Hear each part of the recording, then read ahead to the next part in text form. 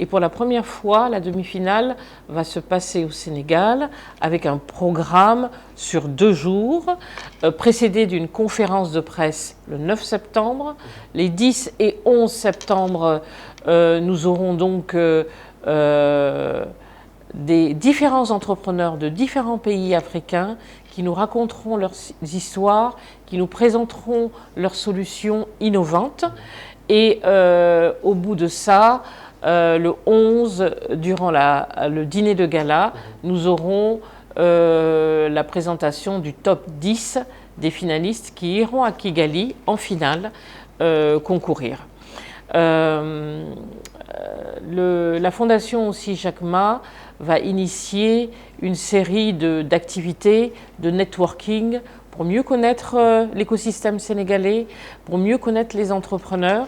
Et donc j'invite vraiment les entrepreneurs à montrer notre attractivité, à venir assister à la demi-finale, qu'on soit nombreux à être là pour que ce soit la Fondation Jack Ma ou d'autres, puissent voir qu'au Sénégal, nous sommes intéressés par l'innovation, nous avons des innovations et que l'écosystème est vraiment là pour démontrer notre attractivité et surtout mettre en avant le Sénégal et la marque Sénégal. Très bien, je pense que le message est très bien compris. Joël Sow, vous l'avez dit, c'est la première fois qu'une demi-finale de l'Africa Business Heroes va se dérouler à Dakar, au Sénégal, sur la corniche ouest.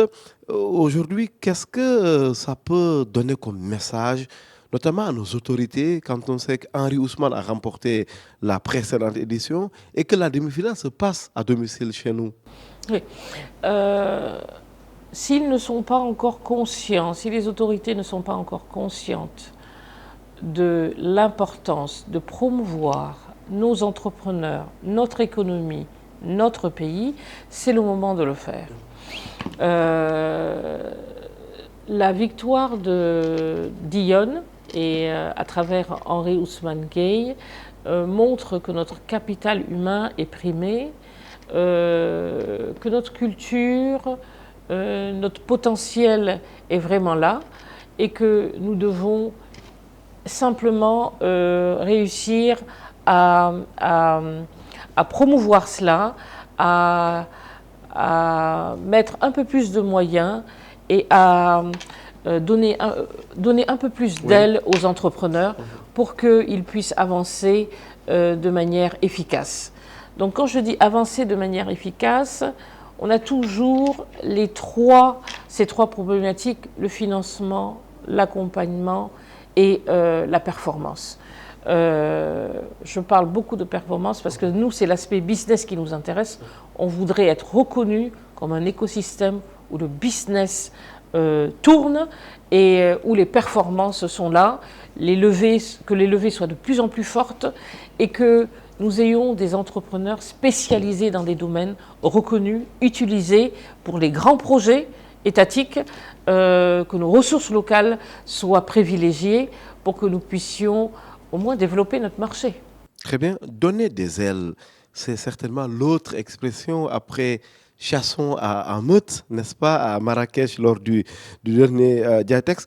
Mais est-ce que ce n'est pas ce qui nous manque un peu de la part de nos autorités?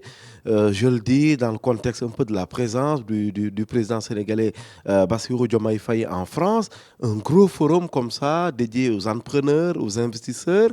Mais d'après mes informations, le président n'est pas parti, par exemple, avec des startups. Est-ce que ce n'est pas ça qui manque un peu quand même? Oui, alors on veut vraiment lancer un message pour que de plus en plus, on ait des ambassadeurs, entrepreneurs qui vont dans les avions, que la promotion de nos innovations soit vraiment mise en avant et que nos entrepreneurs soient de plus en plus plébiscités. C'est-à-dire que ces termes Startup Nation, champion et tout ça, il faudrait que vraiment on y mette de la valeur et qu'on puisse détecter et accompagner les vrais champions. Si nous avons 10 champions locaux, ça pourrait entraîner de la création d'emplois, de la création d'entreprises, développer le marché et être aussi assez compétitif par rapport à ce qui se fait ailleurs.